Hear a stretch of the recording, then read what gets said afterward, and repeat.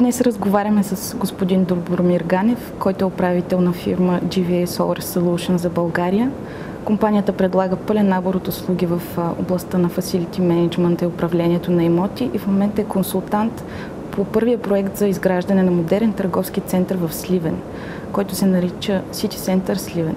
Господин Ганев, предвид раздвижването на пазара на търговски площи през изминалата 2011 година, кои според вас са предимствата на City Center Сливен?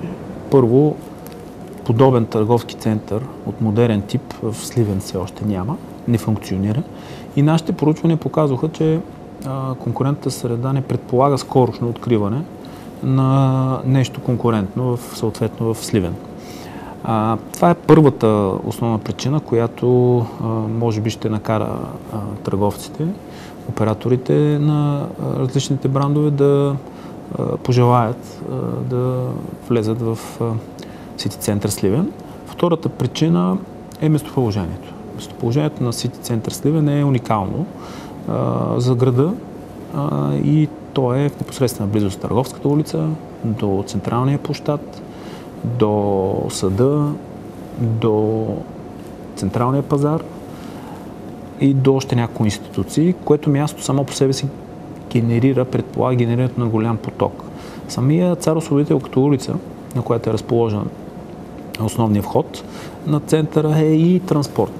И има и сериозен поток от автомобили, което също е една предпоставка за добра посещаемост. За добра видимост, съответно и добра посещаемост. Наличието на паркинг, разбира се, също е едно от предимствата, защото знаете, че в централните части на градовете, не само в България, в Европа, рядко търговските центрове имат паркоместа, по-скоро се разчита единствено на потока.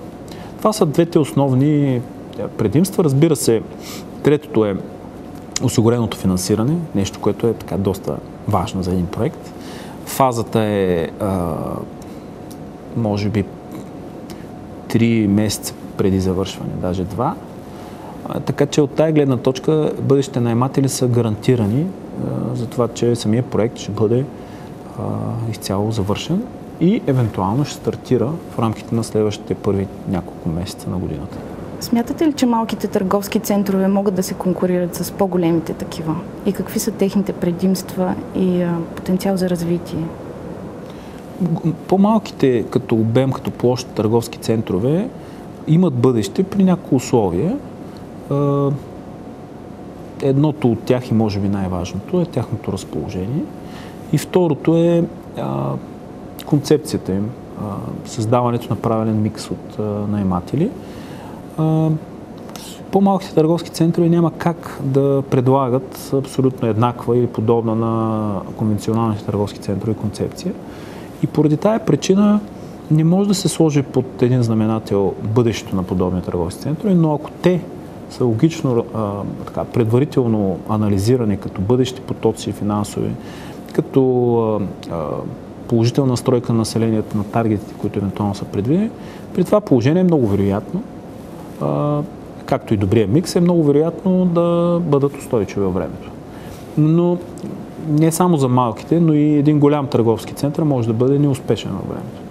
Тоест няма гаранция никаква, като всеки друг бизнес, че стартирайки подобен проект, построявайки подобен проект, дори запълвайки подобен проект, следващите 1, 2, 3 години дългосрочно самия проект ще бъде успешен. Така че могат да бъдат и успешни малките търговци, имат място, регионални, в отделните райони на по-големите градове, стига да са правилно позиционирани. Предвид разходното перо по проекта, какъв обем според вас ще са разходите за поддръжка на новия търговски център и какъв модел за поддръжка сте избрали? Поддръжката ще бъде извършвана от инвеститорите, т.е. отделна компания, която е създадена с единствена цел да оперира търговския център, да управлява разходите и всички дейности, свързани с неговата поддръжка и функциониране. Разчитайки на сериозния бизнес опит на инвеститорите, считаме, че това решение на този етап е най-правилно. Още повече търговският център не е толкова голям. Компаниите с подобен опит в Сливен със сигурност не са много. И по тая причина стигнахме до извода, че това ще бъде, може би, най-добрият и приемлив за наемателите вариант. Считаме, че инвеститорите, тяхната компания ще се справят, още повече, че управителя на тая компания и екипа ще бъдат обучени по световните стандарти, така че да могат да се справят съответно с проблематиката. Доколко според вас откриването на нов търговски център в Сливен е важен за търговията в региона и как това ще се отрази на града? Със сигурност, ако е успешен, са успешни преговорите с основните наематели и станем свидетели на запълняемост достатъчно добра за откриването му, до някаква степен ще се преструктурират площи в централната част. Едва ли това ще повлияе обаче на останалите райони.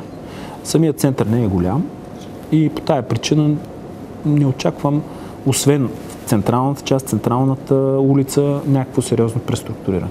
Как жителите на Сливен възприемат откриването на този нов търговски център? Очакват го с нетърпение, защото подобен център няма. При създаването на концепцията ние сме миксирали двата основни типа концепции. Удобните стоки заедно с сходните стоки. Тоест удобните стоки са тия стоки, които са ежедневни. Тоест покупката на тия стоки и услуги е ежедневна. Докато сходните предполагат наличието на няколко оператора от един тип съответно стока или услуга и ние предпочетахме да го миксираме. Така че да предложим на хората от Сливен един център, в който да оперира, да речем, 2 или 3 модни марки и останалото да бъдат стоки тип подобни. Благодаря за интервюто.